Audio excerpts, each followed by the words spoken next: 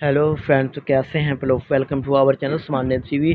मैं हूं आपका दोस्त अदील और आज के इस वीडियो में बात करेंगे कि एस और डी नाम लोगों की जोड़ी कैसी होती है।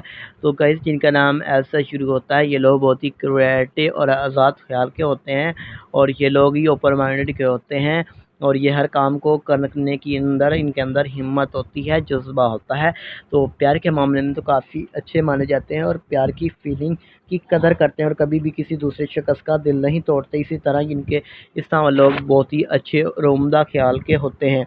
अगर हम इस तरह बात करें दूसरे लोगों के बारे में, यानी उस नावल ये दी नावल लोग कैसे होंगे, तो ये लोग भी बहुत अच्छे और ओपन माइंडेड के होते हैं। ये सेल्फ कॉन्फिडेंस होते हैं और अपना फोकस कैरियर बनाने में होता है। इनका रोमांटिक रिलेशनशिप में होने का कम चांस होते हैं, मगर इनको प्यार होता है तो अपने लवर को कभी नहीं छोड़ते और अच्छा सच्चा प्यार करने वाले होते हैं।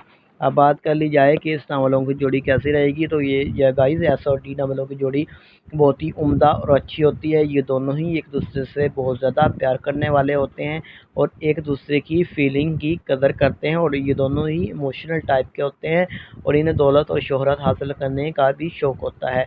तो वीडियो को लाइक कीजिएगा, वीडियो को शेयर कीजिएगा, कमेंट बॉक्स में बताइएगा।